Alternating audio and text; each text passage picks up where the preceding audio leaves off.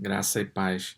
Chegamos então agora no final dessa jornada que Deus havia colocado no meu coração em compartilhar com os amados, amigos, irmãos, em relação à fé dos cristãos puritanos, servos de Deus que viveram ali nos séculos 16, 17 e que inspiraram tantas vidas e continuam nos inspirando até hoje.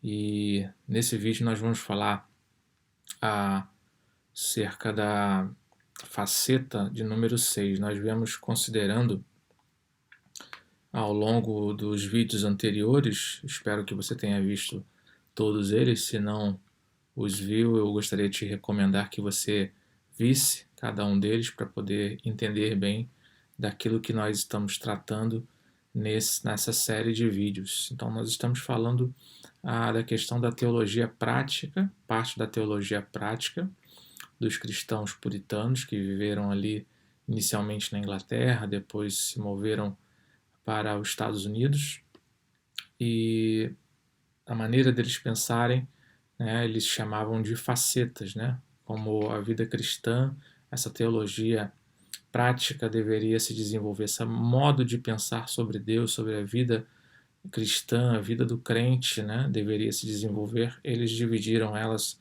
em facetas ou maneiras de viver essa vida cristã. Nós falamos da faceta número 1, que trata sobre a questão da perspectiva bíblica que esses crentes tinham em tudo o que faziam, a maneira como eles viviam a fé cristã, diretamente relacionada a uma perspectiva bíblica. Falamos também da questão da perspectiva pietista, né?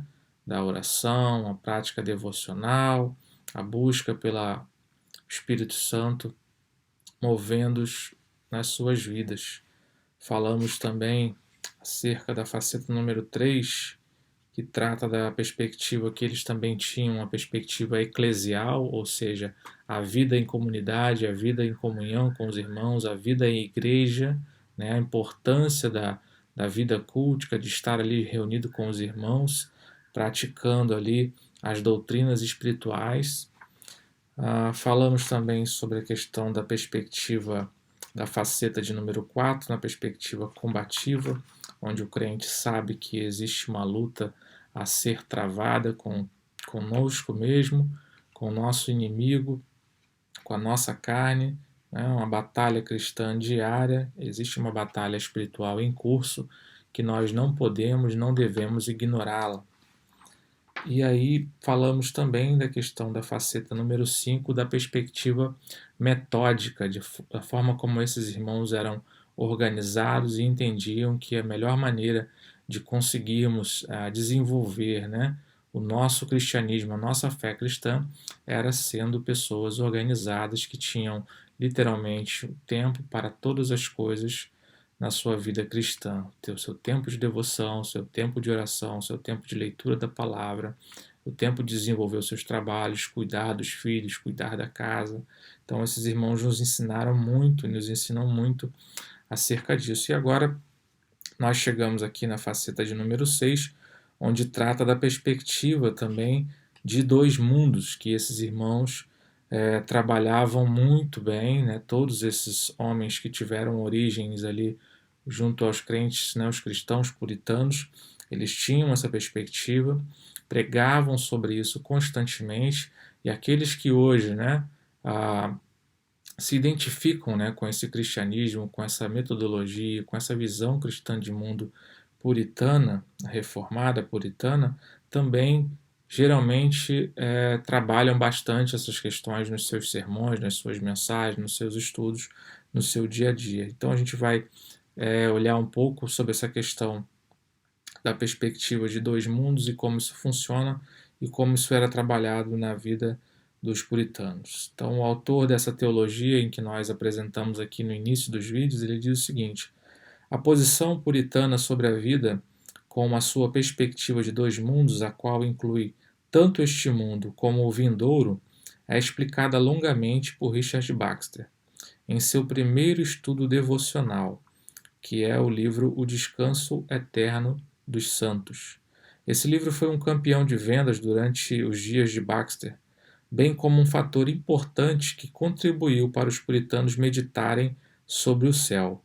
Foi anualmente reimpresso durante 10 anos, apesar de suas mais de 800 páginas. Tornou-se leitura de muitos lares puritanos. Foi reconhecido como uma apresentação de primeira categoria sobre o que era fundamental na ideia puritana de vida. Essa mesma ideia é explorada também no livro O Peregrino, de John Bunyan. Então, o reverendo Richard Baxter, né, nós já tratamos disso em uma outra mensagem, ele escreve esse livro, O Descanso Eterno dos Santos, que é uma leitura que os cristãos deveriam todos fazer, assim tão importante como a leitura do Peregrino, é a leitura de O Descanso Eterno dos Santos, onde esse irmão, reverendo Richard Baxter, trata acerca da eternidade, trata acerca da vida do porvir.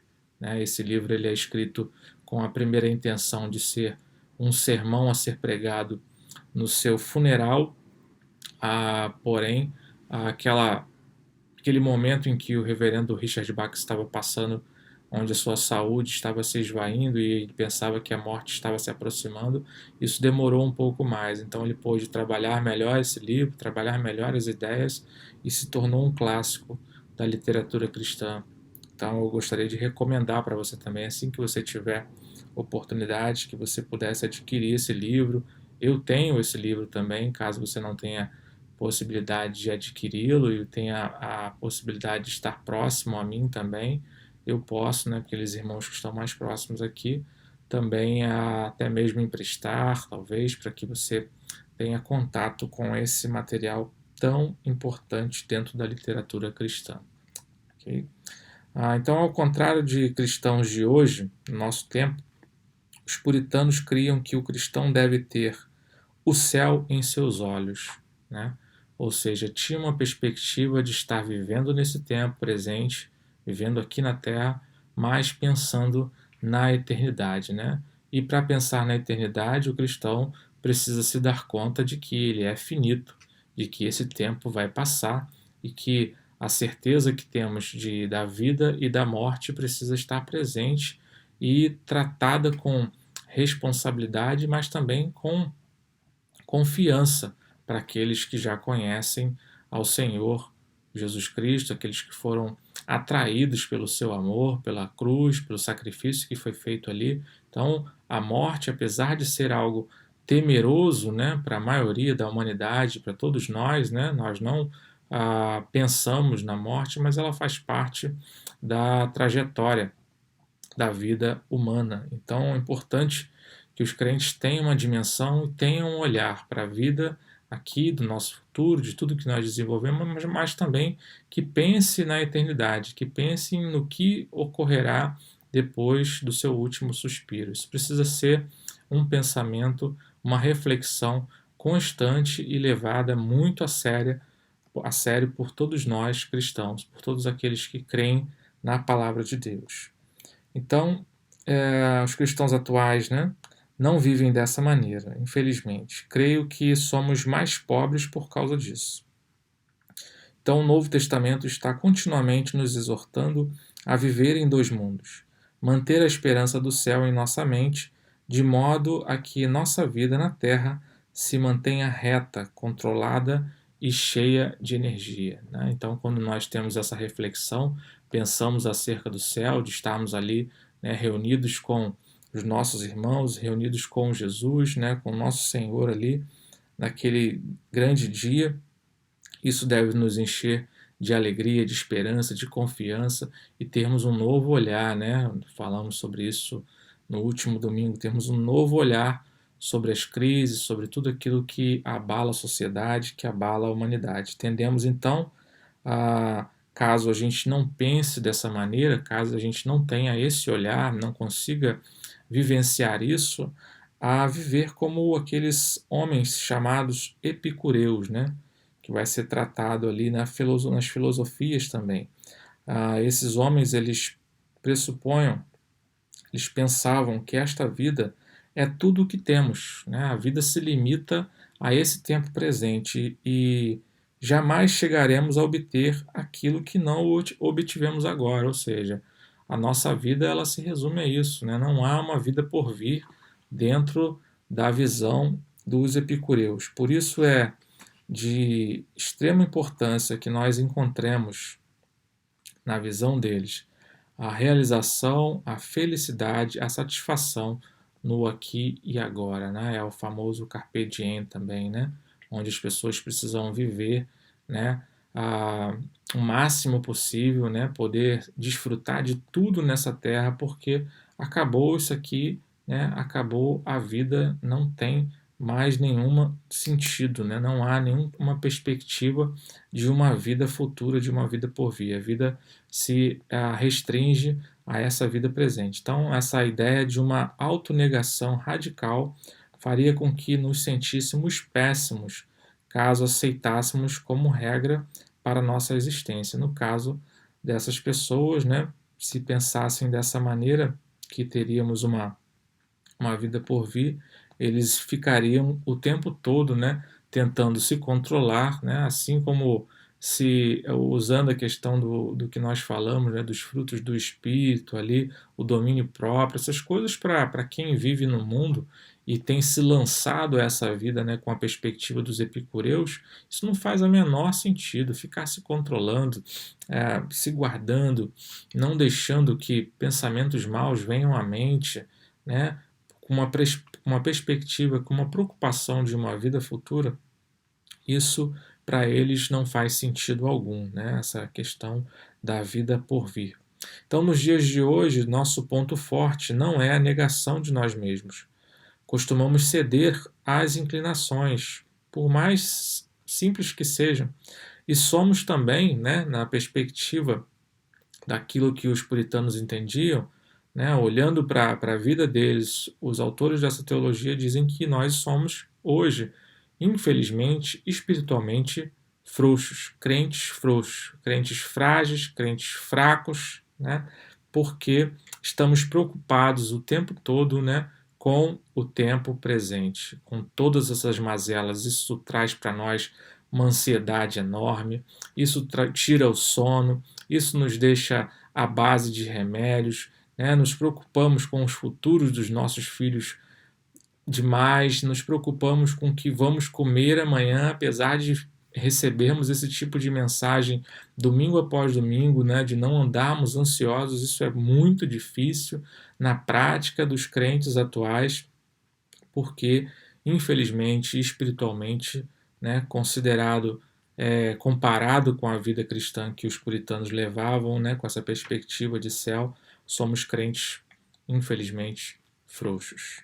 Não vivemos nesses dois mundos, né, como o Novo Testamento nos exorta a viver e como os puritanos, né, buscavam viver.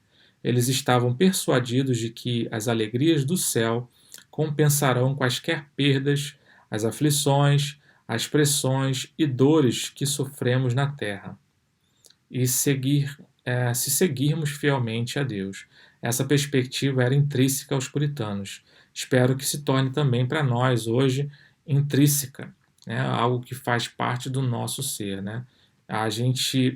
Nós somos suscetíveis a todos esses sentimentos, a todos esses pensamentos que qualquer ser humano pode passar por eles, né? Os sentimentos de perdas, as aflições, as pressões, as dores, os sofrimentos desse tempo presente, mas isso não deve nos parar, né? Precisamos ter uma confiança, acima de tudo, depositada no nosso Deus, no Deus da nossa salvação. E essa perspectiva de dois mundos, que lá no céu, na glória, junto com o Pai, tudo isso será compensado, né? Nós olharemos para a nossa vida na terra hoje com uma perspectiva de céu e fará sentido para nós, né? Passarmos por todas essas tribulações, por todas essas dificuldades, dando glórias a Deus. Essa é a perspectiva que os cristãos puritanos trouxeram para a nossa mentalidade, né? Que precisa ser aplicado na nossa mentalidade. Os puritanos, então, viviam essa vida em toda a sua plenitude, mas enquanto faziam,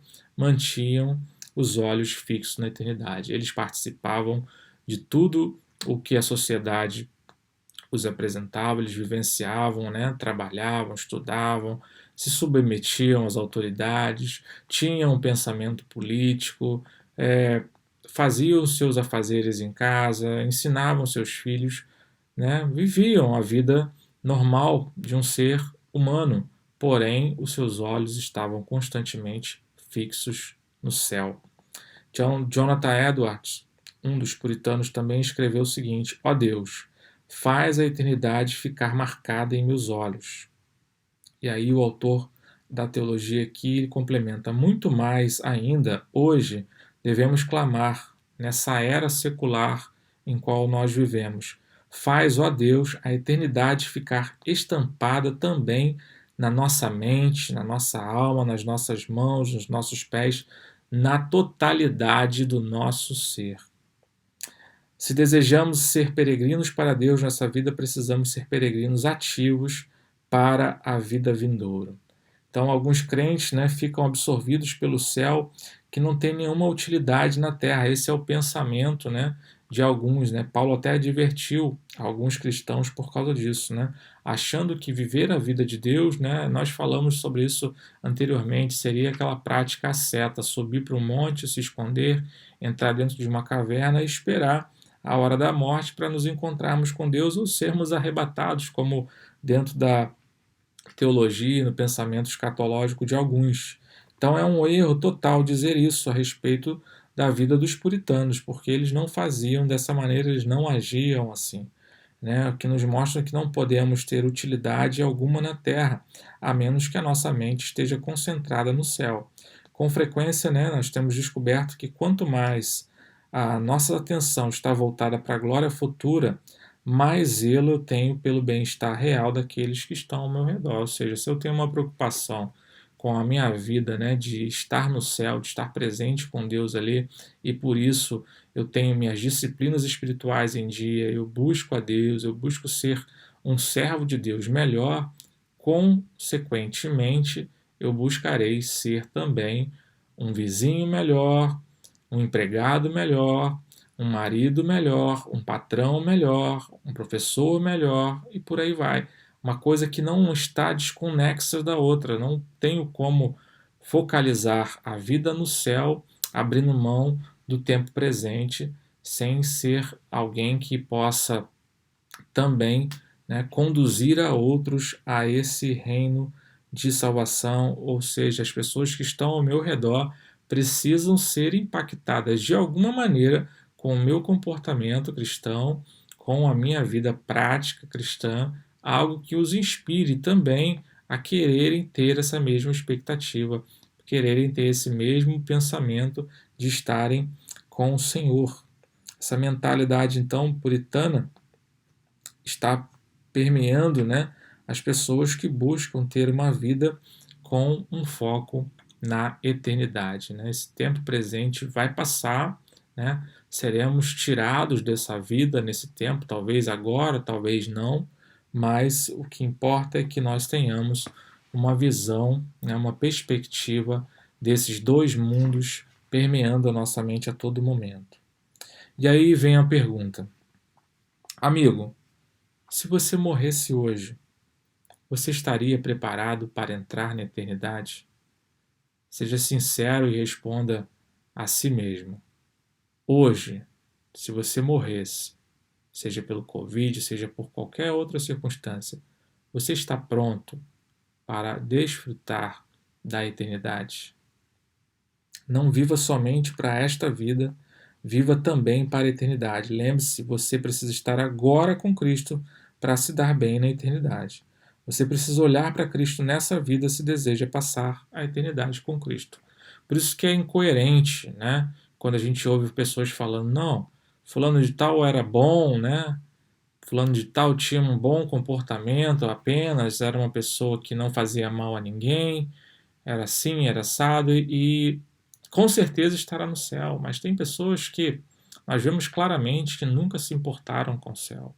Nunca passou por suas mentes, né, o final de suas vidas. Nunca se prepararam espiritualmente para o fim de suas vidas. E isso precisa ser considerado por todos nós, crentes e não crentes. Logicamente que os crentes, principalmente por serem ensinados, né, domingo a domingo, ou deveriam ser ensinados domingo a domingo, esse tipo de mensagem também tem faltado bastante nos púlpitos, nas igrejas, né? Pouco se fala dessa questão seríssima, gravíssima, que é a questão da eternidade, para onde iremos, para onde passaremos nossa eternidade. Então, é importante nós refletirmos sobre isso. Hebreus, texto de Hebreus, no capítulo 9, versículo 27 e 28, afirma o seguinte para nós: ao homem está ordenado morrer uma só vez, vindo depois disso o juízo. Assim também Cristo, oferecendo-se uma vez para levar os pecados de muitos, aparecerá a segunda vez, não por causa do pecado, mas para a salvação daqueles que esperam por ele. A decisão, né, o compartilhar dessa palavra, o sentido que faz, aquilo que nós, né, temos exposto dia a dia, né, do Evangelho, a pregação, é para esse tempo. Nós não pregamos para mortos, nós não fazemos orações por mortos, não faz sentido imaginar que alguém, depois de morto, consiga se reconciliar com Deus. O tempo de vivermos com essa perspectiva de dois mundos, né, estando vivendo nessa terra com os olhos no futuro, um futuro com Deus, é agora. Depois que morrermos, né, que nós não pensemos que alguém vai orar por nós, alguém vai interceder por nós, alguém vai fazer algum tipo de prática que nos leve ao encontro de Deus. Então, o tempo presente é agora. Se você ainda não se despertou para isso, se você ainda não parou para pensar sobre isso, ou se pensou, ou se conhece essa verdade, mas tem ignorado, né, tem vivido de uma forma totalmente desconexa com essas verdades, eu gostaria de te advertir nesse momento para que você repense a sua fé em Cristo novamente. Logo, Cristo executará o julgamento de todas as pessoas, não vai demorar. Né? Pode ser já nesse tempo em que muitas pessoas, muitas vidas têm sido ceifadas, pode ser mais à frente.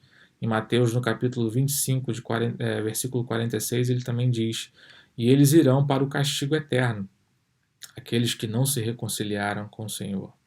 Mas os justos irão para a vida eterna, aqueles que se recusaram a atender ao fascinante convite do Evangelho, que foi pregado por muitos e muitos anos, né, nessa terra, nessa vida, serão forçados a ouvir o terrível som da vara de Cristo, que diz: portanto, sabendo o que significa temer o Senhor, procuramos convencer os homens a cada dia. É isso que nós fazemos quando pregamos, quando vamos ao púlpito, né? Trazendo uma mensagem que desça ao coração, desça à mente e aos ouvidos. Como será terrível ser lançado no inferno, junto com Satanás, e estar morrendo o tempo todo, mas nunca morrer. Ser consumido o tempo todo, mas nunca ser totalmente consumido. Essa é a realidade do inferno, que tem faltado também nas pregações, nos sermões dos pastores, dos pregadores, né? E tem evitado ao máximo trazer esse tipo de mensagem, porque essa é a mensagem do medo, né? A mensagem do pavor, né? Alguns exageram, né? Pensando ou pregando, falando disso talvez até mesmo sem um conhecimento, sem uma leitura adequada disso, né? As pessoas vão e buscam a vida cristã apenas pelo medo, mas não pelo prazer, pelo privilégio de viver com Deus ali. Mas o fato é que essa mensagem, né, essa advertência sobre o inferno, sua dor, seu sofrimento constante, né, tem faltado nos púlpitos das igrejas, infelizmente. Né? Temos pregado pouco sobre isso, e essa é uma realidade terrível que aguarda aqueles que ainda não têm uma reconciliação com o Senhor, aqueles que não entenderam ainda o sacrifício de Jesus feito na cruz do Calvário por mim e por você. Então, eu te convido urgentemente, essa é uma mensagem urgente para você, para que você reavalie a sua vida, não somente pelo tempo que estamos passando, mas pela severidade dessa verdade. Né? Um sofrimento que não acaba, é um morrer que nunca se morre, é um ser consumido que nunca será totalmente consumido, a menos que você esteja de fato em Cristo naquele dia, Deus dirá a seu respeito: amarrai-lhe os pés e as mãos e lançai-o nas trevas exteriores. Ali haverá choro e ranger de dentes. Essa é uma palavra seríssima, é uma advertência seríssima, é um alerta para agora, para esse momento, para reavaliarmos as nossas vidas. A cidade do inferno não tem saídas. O prédio do inferno não tem rota de fuga. A sociedade do inferno não tem relacionamentos. O inferno é uma solidão radical, é o afastamento radical do favor de Deus e dos homens. Então, Hebreus, o autor dos Hebreus, capítulo 2, versículo 3, exclama o seguinte: como escaparemos de tão terrível julgamento se nós desconsiderarmos tão grande salvação que tem sido nos oferecida? J.C. Ryle, outro puritano, afirmou o seguinte: a estrada mais triste para o inferno é aquela que corre debaixo do púlpito, ao lado da Bíblia, e em meio a advertências e convites. Tantas pregações que já foram feitas. Quantas vezes talvez você entrou e saiu de dentro de uma igreja, ouviu diversos sermões e nada disso fez com que a sua vida fosse transformada. Ou nada disso fez com que você pensasse seriamente sobre esse dia final. Apresse-se por amor à vida. Fuja da ira vindoura. Pare de colocar o coração neste mundo.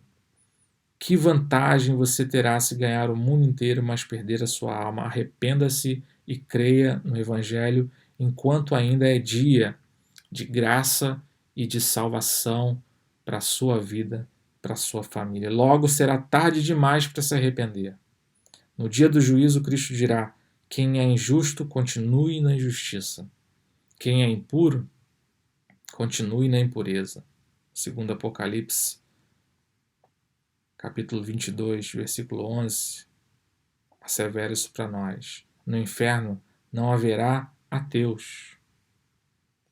Mas tarde demais são palavras que estão escritas de uma ponta a outra dentro do inferno. Para onde as pessoas olharem dentro do inferno, estará escrito: tarde demais, não dá mais tempo de se arrepender. O momento de arrependimento, o momento de considerar tudo aquilo que nós falamos, tudo aquilo que nós pregamos, é agora. Considere então, meu amigo, que a eternidade da eternidade é o inferno do inferno. Remover da Bíblia um inferno sem fim é tão impossível quanto remover da Bíblia um céu sem fim. A vida daqueles que estarão com o Senhor será uma vida de glória eterna. A vida daqueles que não estiverem com o Senhor, não estão com o Senhor hoje, já é uma vida de inferno, de sofrimento sem fim. Considere, se você não tem visão alguma da eternidade, você não tem compreensão alguma do tempo em que você vive. Nossa vida não é uma simples viagem para a morte. Estamos viajando para o céu, aquele dia eterno em que não há pôr do sol, ou então para o inferno, a noite em que não há nascer do sol. Só temos dois caminhos a serem trilhados. Ou estamos viajando para esse pôr do sol, esse lugar onde não há pôr do sol, melhor dizendo, ou para o inferno, que é essa noite que nunca terá sol. Ou estamos num lugar onde o sol nunca se põe, ou estamos num lugar onde o sol nunca aparecerá. Para onde você está indo? Para onde eu estou indo? Considere isso, meu amigo. Considere isso, meu irmão, nessa noite, nesse tempo, nesse dia, nesse momento. Considere o caminho que você e eu estamos seguindo. E aí, uma pergunta talvez até mais pesada. Se você já é um seguidor de Jesus Cristo, se você diz crer em Jesus Cristo hoje, nesse tempo presente, a pergunta para você é: se você fosse preso hoje, se fosse deflagrada uma grande perseguição a todos aqueles que dizem hoje no mundo servir e seguir a Jesus Cristo. Será que na hora que você fosse preso para ser condenado, haveria provas suficientes para te condenar? Será que haveria provas suficientes para me condenar? Há argumentos suficientes dos nossos acusadores para dizer que somos de fato servos de Cristo, que seguimos a Cristo nesse tempo presente? Pense sobre isso também. Todas as nossas experiências, as experiências que você e eu temos tido com Deus e sua graciosa salvação, serão apenas sombras em comparação com aquilo que nós desfrutaremos no céu. Esse peso de glória que tem sido preparado para mim e para você é muito maior do que tudo aquilo que nós possamos experimentar nesse tempo presente. No céu, todas as coisas negativas desaparecerão e todas as positivas se multiplicarão. As coisas negativas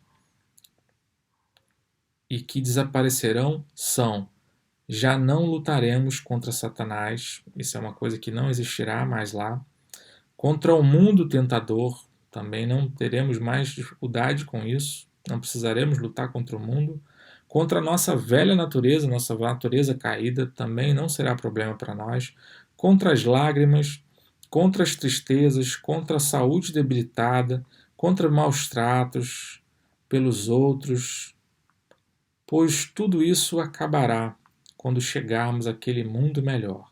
Não haverá mais medo da tentação, da morte, de cair em pecado, de envergonhar o nome de Cristo ou se afastar da fé. Tudo isso cessará quando estivermos ali no céu com o nosso Senhor. O céu também será um lugar de atividades perfeitas, como adorar a Deus com louvor e cânticos, servir a Deus, exercer autoridade reinando com Cristo, ter comunhão com os santos, os anjos, aprender sobre Deus e sua verdade, descansar em paz perfeita. E o céu também será um lugar de retribuição graciosa pela fidelidade dos crentes, aqui, e de abundante compensação por seu sofrimento na terra. Nada disso, né, que nós estamos passando aqui será esquecido, será ignorado por Deus no grande dia. Por isso que tudo aquilo que nós estamos sofrendo, tudo aquilo que nós estamos passando, todo o seu choro, toda a sua lágrima, né? Se isso é pela causa de Cristo, pela defesa do Evangelho, por uma vida piedosa, pela busca por santidade, isso está fazendo com que um peso de glória enorme esteja sendo preparado para mim e para você no dia final. E isso deve nos alegrar a continuar nessa caminhada, né, a termos aquela perspectiva de Paulo, né, e mesmo em meio aos sofrimentos, poder dizer que a graça de Deus basta para mim e para você nesse momento. Se um homem impuro chegasse ao céu, ele iria se sentir como um porco num jardim de flores. Ou seja, é incompatível a vida de alguém que não pensa em Deus nesse momento, não pensa severamente sobre a sua vida com Deus, agora querer imaginar estar no céu futuramente.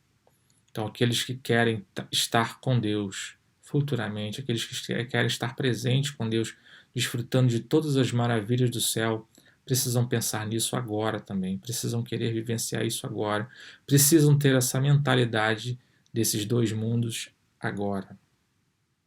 O céu será totalmente puro e limpo, ali não haverá doença alguma, nem uma única partícula de poeira. Todo o mal ficará do lado de fora dos muros, todo o bem do lado de dentro. Spurgeon expressou o seguinte numa das suas pregações: é mais fácil um peixe secar os oceanos de tanto bebê-los do que um dia chegarmos a esgotar o amor de Deus no céu. Ele também acrescentou: engula, peixinho, você jamais conseguirá beber tudo a ponto de secá-lo. Ah, magnífica esperança, magnífico amor! Jonathan Edwards afirmou o seguinte, que o amor de Deus no céu é um oceano sem leito e sem margens. Prezado peregrino, eu e você, mantenhamos os olhos na cidade celestial. E para concluir, ele diz o seguinte, que essa mentalidade puritana, a qual nós fomos discorrendo, olhando para essas facetas, ou seja, essas maneiras de ver a vida cristã, era baseado na Bíblia, de uma forma pietista, eclesial, combativa, metódica e de dois mundos, como nós terminamos aqui de apresentar. Dessas diferentes maneiras, os puritanos foram peregrinos, visionários celestiais que viajavam por este mundo a uma terra que conseguiam avistar somente nas Escrituras, com os olhos da fé. Os puritanos eram fortes em áreas em que somos fracos hoje, pelo fato de que somos biblicamente analfabetos em relação a eles, de que enfatizamos tão pouco a autêntica piedade, de que deixamos de cuidar da igreja, de que não nos empenhamos na luta contra o pecado e de que vivemos vidas indisciplinadas, que são mais esforços banais do que uma viagem como peregrinos para a cidade celestial. Faríamos bem em estudar os puritanos. Mais do que qualquer outro grupo de autores na história da igreja, eles podem nos ensinar a viver uma vida disciplinada, para a glória de Deus, sem cair numa ortodoxia morta, nem no legalismo mortal. Que Deus conceda que todos digamos, junto com o peregrino de Bunyan, venho da cidade da destruição, estou indo para o monte Sião. Que essa também seja a minha exclamação, seja a sua exclamação. Nós estamos saindo da cidade da destruição. Em breve, se Deus permitir, se formos encontrados nele, estaremos indo para o monte Sião. Que essa seja a minha expectativa, que essa seja a sua expectativa, em nome de Jesus. Deus nos abençoe.